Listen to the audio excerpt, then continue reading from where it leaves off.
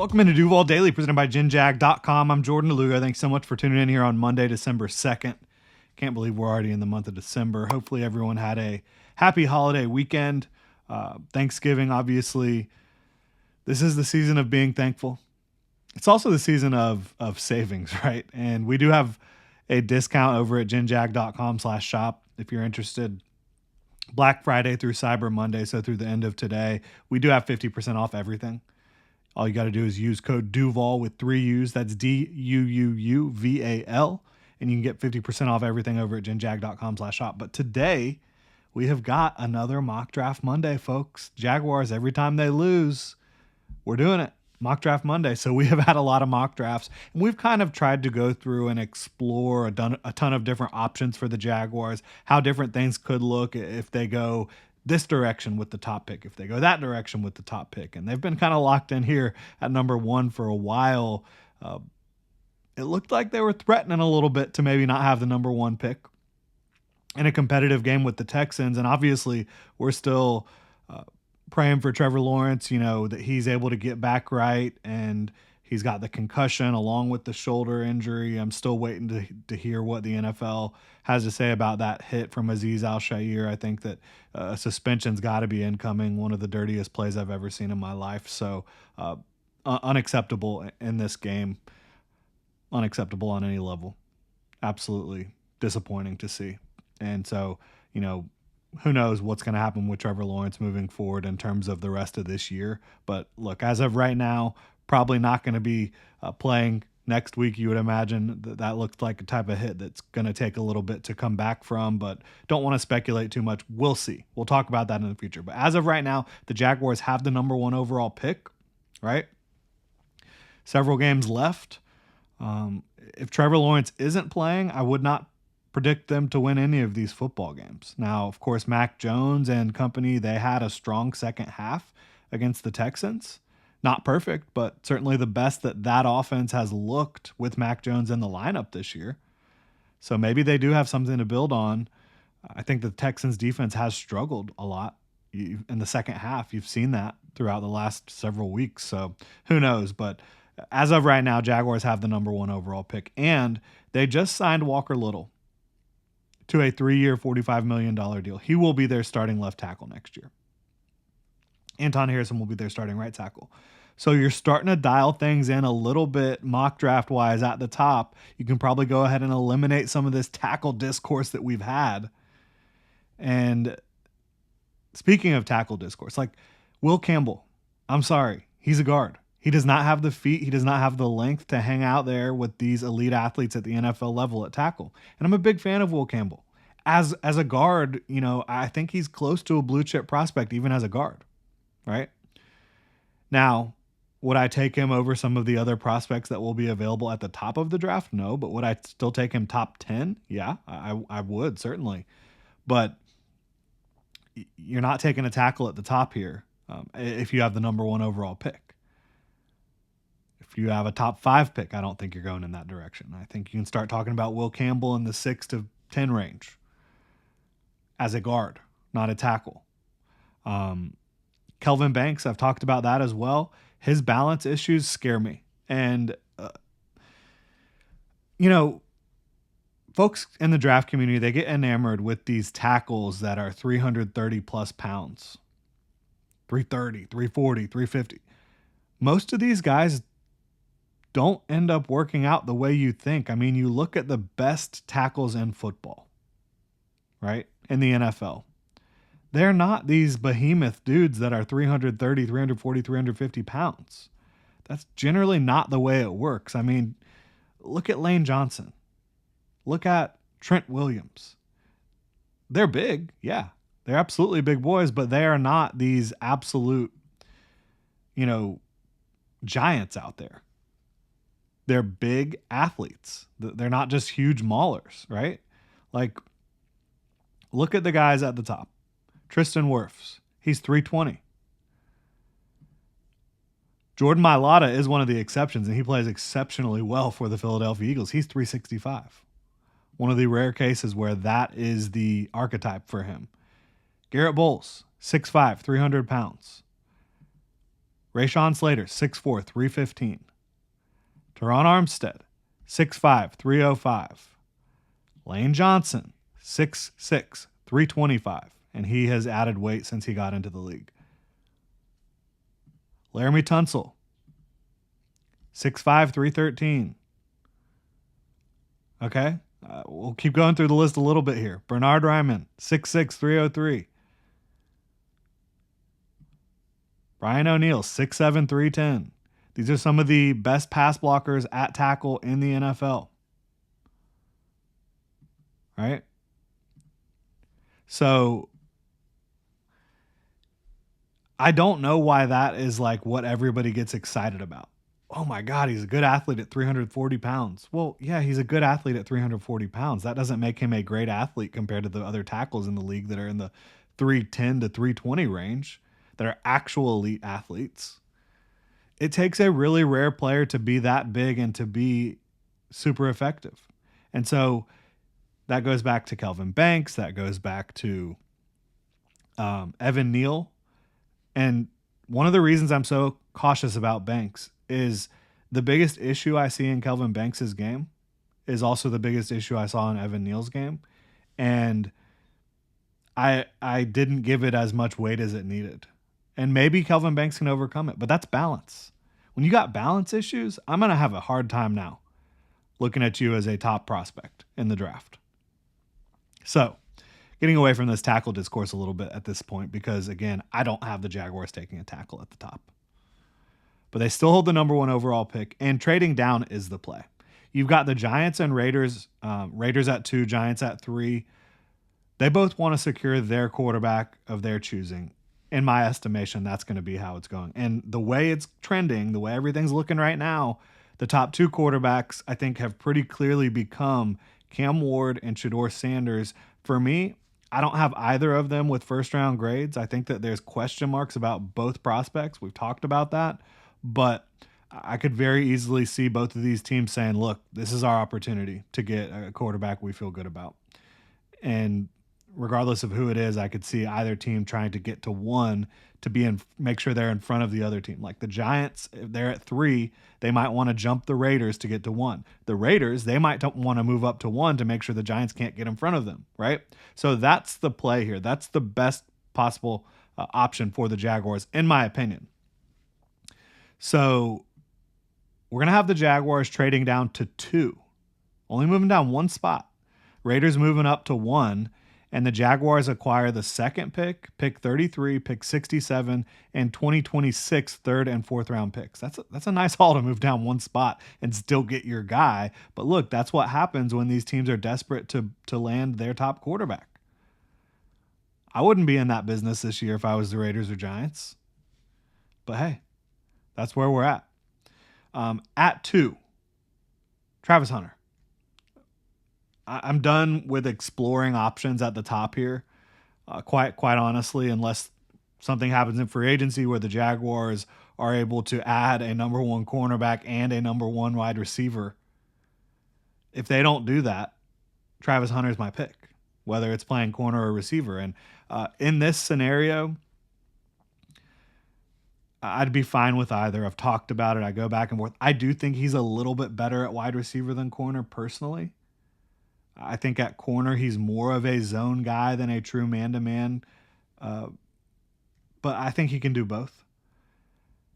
He has incredible zone eyes, incredible zone instincts. I think that's where you want to be. And I think Tyson Campbell's best in zone too. So you could make the argument, and whoever is the defensive coordinator next season, assuming they make changes, they're probably going to run a lot more zone than what the Jaguars currently run because, look, most teams do. Almost every defense in the NFL runs a lot more zone than the Jaguars do. They've tried to do a little bit more of it lately. But so whether Travis Hunter's playing receiver or corner, I'm taking him. Whether he's helping out Trevor Lawrence or playing opposite Tyson Campbell, that's my pick. He's a singular talent. He's got the best hands in the draft. He's got some of the craziest flexibility and body control, and just in a flash, he can create 3 to 5 yards of separation or close ground. So it's just a special athlete, a special football player. Travis Hunter. Don't have to overthink it. And now look, I mentioned offensive tackle for 2025, and in all likelihood 2026. You've got your guys. But Walker Little's deal is going to have a 2-year out, an out after the second year for the team. And so looking at the offensive line, you have Walker Little, who there will be a team out after 2026 at left tackle. You have, and I'm not saying they need to use that, but there's potential movement in the future, right? Ezra Cleveland, who is under contract through 2026, but there is a team out in his contract after 2025. Mitch Morse, who is, I think, like 32, 33 years old. Final year of his deal is next season, 2025. Brandon Sheriff at right guard. His contract is up after this year. And then Anton Harrison, obviously, is the one real long-term piece you can definitely say is locked in for them on that offensive line. But there's still future questions, so we're not going to just stand pat at offensive line. We're going to be aggressive in pursuing the future and creating depth and competition in the present throughout this draft. I've talked about that. That's not changing. The identity of the Jacksonville Jaguars needs to be helping Trevor Lawrence, right? On the offensive side of the ball. That's what it needs to be. So that's what we're going to do because he has not received enough help. Bottom line. And Travis Hunter, whether he's playing cornerback full-time and moonlighting at receiver or playing receiver full-time, he is helping Trevor Lawrence, and he's helping this football team. At 33, offensive lineman Armand Membu out of Missouri. This guy is a stud. He plays right tackle for them. I think he's 21 years old, true junior, maybe 20 years old. I can't remember, but he's a young prospect, but he's got plenty of experience. His feet and his athletic profile, his whole build, it's fantastic. I think you see somebody who has the potential to play any spot on the offensive line, and I love that versatility. But I think you're taking him at 33 here, probably looking to plug him in or at least compete for the starting right guard job in 2025. I think he can do that at a high level. I think he can create push in the run game at the point of attack and down the field, getting to the second level and target locking. And then in pass pro, got such great feet and balance. And I just think that he would be an upgrade pretty quickly over Brandon Sheriff, who still a good pass protector, but a little bit limited, in his, twilight of his career, we'll say. Armand Membu coming in to compete to start there, but also, he's a future option across the board for you, where you've got a lot of questions about the future. I love his game. He's somebody that's going to continue to rise for a lot of folks, in my opinion. Another player who I think is just tremendously undervalued, and we have talked about him a little bit here. It is wide receiver Jaden Higgins out of Iowa State. Jaden Higgins, what has he done this year for the Iowa State Cyclones? He's had a fantastic season. And he's 6'4". He's 215 pounds. He is the type of possession, strong hands, good route runner, the type of receiver that the Jaguars have not given Trevor Lawrence since Marvin Jones left the team. And yeah, a lot of people made fun of Marvin Jones' lack of athleticism. He was still the most reliable possession receiver that Trevor Lawrence has had in his career. And that's unacceptable, obviously, from a roster management standpoint. But Jaden Higgins, he can go up and get contested catches at an extremely high level. Career, he's over 50%, right? Getting those contested catches. And at 6'4", 215, he's got the size, the length, the physicality, the body control to go up and get some of those contested catches. He's also just got consistent hands, and he knows how to get open. This is a guy that at his size runs crisp routes. He can sink his hips. He can plant and go in the other direction on outbreakers, inbreakers, and he's a guy that also brings a lot of physicality as a route runner. And it's not pushing off. It's using the elbow, using the subtle body leans, all that good stuff, right? So, career 3.5% drop rate, incredible. He has over 1,000 yards this year. He has 9 touchdowns this year. He's a stud. He's a stud for Iowa State. And I think bringing him in, I know a lot of folks are going to say second round. You don't even know who this guy is. Get to know him. Get to know him because he's going to make an impact in the NFL. And pairing him with Brian Thomas Jr., and the guys you have, to me, makes a lot of sense, again, with this possession style of play that he can bring to your football team, physical style of play that he can bring to your football team. And even though he's got that brand of ball, he gets down the field and makes big plays. Like he's not this low ADOT type of guy. He averages pretty big yards per reception throughout his career, 14.5. So player I'm a big fan of. And again, the pairing and the skill set that he brings, I would love it. Going to get to the rest of this mock draft. Got a lot of picks left, but first, got to remind you all to check out Underdog Fantasy for Pick'em and a whole lot more. You can use code Duval Daily on their easy-to-use mobile app or UnderdogFantasy.com, and Underdog will give you a free pick to use on your first cash Pick'em entry, plus up to $1,000 in bonus cash when you deposit. This season, Underdog is going to be running specials, promos, bonuses almost every single day. Like Profit Boost, you can pump up your winnings in just a tap when you apply the boost to eligible entries. There'll be a ton of options next week in the NFL.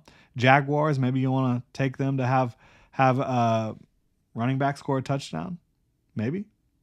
We'll see. Maybe you like Mac Jones after last. Maybe you like Parker Washington. Who knows? But if you want to pick a running back to score, Underdog has Vulture Protection to rescue your pick. And that's Underdog Fantasy, promo code Duval Daily to claim your new customer special of a free pick and your deposit offer. Must be 18 plus, 19 plus Alabama and Nebraska, 19 plus in Colorado for some games, 21 plus Massachusetts and Arizona, and present in a state where Underdog Fantasy operates. Terms apply. Void in Colorado. Concerned with your play? Call 1-800-GAMBLER or visit www.ncbgambling.org. Arizona 1-800-NEXT-STEP. That's 1-800-639-8783 or text NEXT-STEP to 53342. New York, call the 24/7 Hope line at 1-877-8-HOPE-NY or text HOPE-NY 467-369. So, getting to the rest of this mock draft, and we've been talking for a minute here. Sorry if I'm boring y'all, but I've got a lot of thoughts here on the future for this football team. And another need that the Jaguars clearly have, in my opinion, look, moving forward, I think a prerequisite to whoever is making decisions and wanting to coach this football team, they need to have Eric Armstead. They need to have plans to have Eric Armstead on the field with Josh Hines-Allen and Trayvon Walker on the interior, right? And so the Jaguars, they need a third edge rusher. They absolutely do. And at this spot, and this is a deep edge rush class, so it is possible that you see somebody fall into this range that you're kind of like surprised about. And for me, edge Donovan Ezruaku out of Boston College would be such a great fit here because he's not small. You know, he's in the 255-pound range. He's got length. He's got athleticism. He is physical against the run. He's stout against the run, but doesn't have that body type like a Josh Hines-Allen or a Trayvon Walker where he's going to be dominant setting the edge. But he's got a polished pass rush skill set. He can do a lot as a pass rusher. He's got a bag. He's experienced. I think that this is the type of player who isn't just one of these clear DPR candidates. Like, I think he has some 3-down value. I think he can defend the run at a moderately high level at the next level. I don't think it's going to be as good as it has been in college because he's just not physically dominant. Again, like a Josh Hines-Allen or a Trayvon Walker. But he can give you some run defense with his effort, with his smarts. And, you know, again, while he might not have like the A+ physical strength or the A+ athletic ability, I think it's in the good range. It's not like below average or anything like that. I think it's above average. And the length as well. And I think that he gives you a real pass rush skill set on clear pass rushing situations. So I would really like that pick to come in and compete behind Trayvon and Josh Hines-Allen.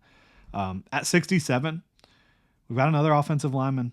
This is not a trend that's going away anytime soon, folks. Marcus Imbo out of Purdue, and I think we've talked about him here, probably drafted him last week.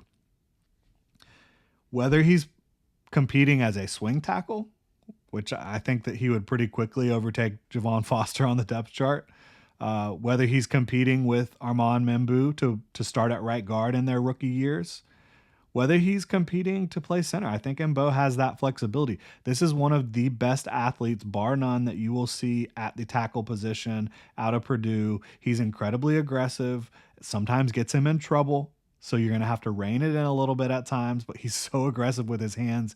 The way he is able to work his pass sets, it's incredible. And then move to the second level and pull as well. Like, He's a special athlete. He's aggressive. He's got the snatch trap down. He can use independent hands. But again, there's times where he's overly aggressive and it costs him. So you're going to have to work on that from a coaching standpoint, reining it in a little bit at times.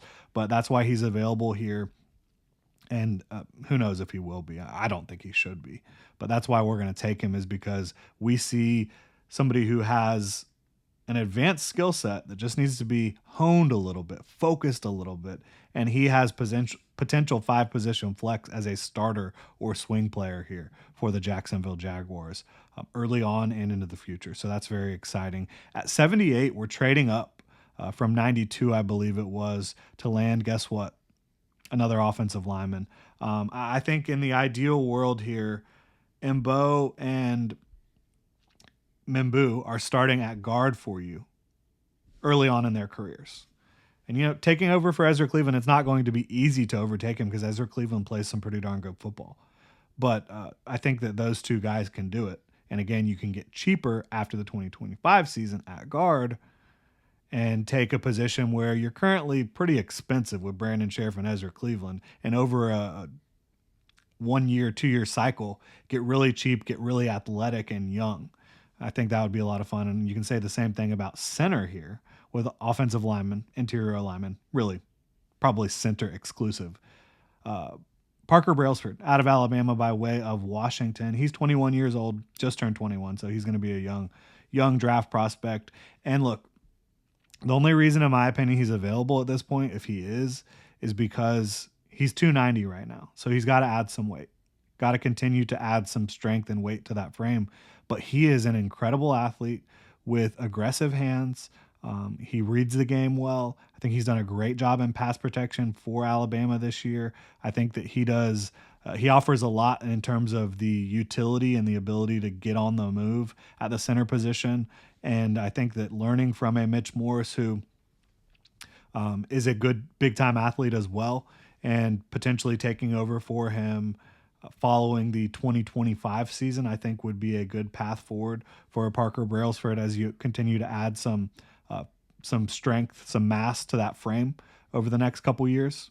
I think that'd be tremendous. And we have now secured for sure the interior of the offensive line's future. You have Anton Harrison, who's not going anywhere, and you also have Walker Little. And depending on how Walker Little plays, maybe you try out Marcus Mbo or Armand M'Bu at left tackle, or kick Anton back over to left tackle where we know he is comfortable, and you have Armand M'Bu or Marcus Mbo, who both play right tackle right now, who can come in and compete for that, and the other one's playing right guard for you. So there's a lot of options and versatility and utility for the Jaguars on their offensive line. Then at 102, another player we have talked about, but I just can't get past the idea that Travion Henderson, in an incredibly loaded running back class, it really is.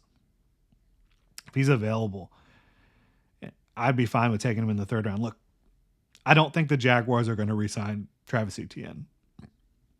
With Tank Bigsby on the roster, I don't think that Etienne is going to be around long term. Maybe I'm wrong. Who knows? I certainly wouldn't be against a running back pairing for a long time of Tank Bigsby and Travis Etienne. I think with better coaching, with better offensive line play, just a better situation, that could be a really dynamic 1-2 punch. But even if that is the case, Travion Henderson out of Ohio State, to me, he is a much better pass protector and much better receiver out of the backfield than both of those guys. He's about 5'10", 210. He packs a punch. He packs a punch at that size. He really does. And he's explosive. He's got great vision, patience. I think this is the exact type of complement that the Jaguars could use for Tank Bigsby in the long term. And even if you include Travis Etienne as more of your just the guy that you try to get in situations where he's just in space, that trio at running back would be tremendous in year one, and then probably moving on from Travis Etienne following the 2025 campaign. Henderson and Bigsby would be a fun duo.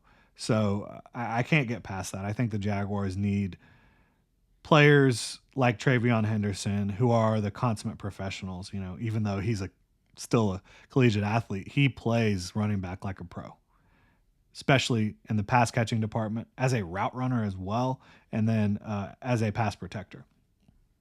Then at 129, this won't happen. I'm confident. But it is a deep class at defensive tackle. Alfred Collins will not be available at 129 out of Texas. But there's a good chance someone will. That's been overlooked a little bit for whatever reason. Here in this mock draft over on NFL Mock Draft Database, Alfred Collins was the one who's available at the defensive tackle spot where I'm just like, yeah, let's run the pick in. He actually, you know, the way the Jaguars' current setup is with at tackle, with Eric Armstead and Mason Smith, both of those guys I think really are more penetration style players. And then you have Jordan Jefferson, who you're going to have for the next several years as well, who was a draft pick last year. He is more of a big body guy. And then you do have Devon Hamilton, who's also more of a big body guy. But I think Alfred Collins is kind of a blend of both. I think he has the potential to be able to do more than he has done as a pass rusher at Texas. But right now he is an elite run defender. He's 6'5", 320 pounds. And he's been just incredibly stout. The way he's able to lock out offensive linemen and stack and shed them, read and react to be able to two gap. He's got great length and strength on the interior, and he reads the run game super well. I think there's more potential as a pass rusher. I wouldn't draft him to be like this guy that we're going to rely on to be this huge pass rusher. But I think as a stout run defender with some pass rush upside, Alfred Collins is a really, really, really good football player. A little bit of an older prospect. I think he's 23. So maybe he could fall to the third round. I doubt he'll be a fourth rounder. But again, with this deep interior defensive line class, I would not be surprised if there's somebody available in the fourth round that you're a little bit surprised that they're there. So final pick here. Again, we traded up from 92, so we lost some day 3 picks, which I'm fine with. We've had a lot of picks in this draft. Your draft class can only be so big, and we've seen what happens when you have maybe too many picks and you start to just like take weird shots at the dartboard. We've seen that way too many times here. So at 178, finishing it off with a Jacksonville native, which brings me great joy, right? Went to Atlantic Coast High School. Wide receiver Pat Bryant from Illinois. And he's 6'3", he's 200 pounds. He's got some nice long striding speed. He's got some physicality to him as well, both as a route runner and with the ball in his hands. He's shown extremely reliable hands this year for Illinois. He can release off the line of scrimmage, both, inside releases and outside, trying to get vertical up the field or trying to cross the field. I think that this is a player who has really shown out for Illinois. And again, maybe not available at this point in the draft, but wide receiver, there's always guys. There's always wide receivers available later than they should be. There's always money in the banana stand, right? So wide receiver Pat Bryant, who is a Jacksonville native, that could be a really cool story and just a player who I think upgrades your wide receiver room because, again, I think that there's a pretty balanced skill set with Pat Bryant. I think that he's competing. You're creating more competition here and making it difficult to make this roster at wide receiver, making it difficult to make those decisions for the coaching staff who's going to be making this roster because ultimately you need more competition, you need better skill sets, you need more talent to continue to help Trevor Lawrence and continue to try to push this thing over the top. So we focused heavily on the offensive line. We obviously got our superstar blue chip talent at the top with Travis Hunter. We got 3 offensive linemen, 2 of which have great versatility. And we added edge rush depth. We added a lot of wide receiver talent as well. And then the thing here is you probably would like to add safety, but the way I look at it, you certainly could go safety at some point. And I wouldn't be against it, but at each spot, I found some better value. And I think looking at the safety position as a whole, I would not be against signing 2 veterans that have experience, that know what they're doing back there, because all respect to Andre Sisco, Antonio Johnson, all these guys, it has not looked professional at safety this year for a lot of the season. So you need to go find professionals.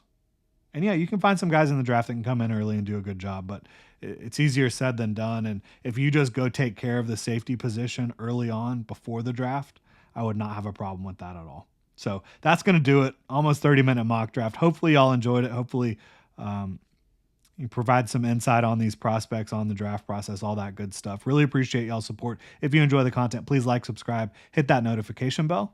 Y'all have a good one.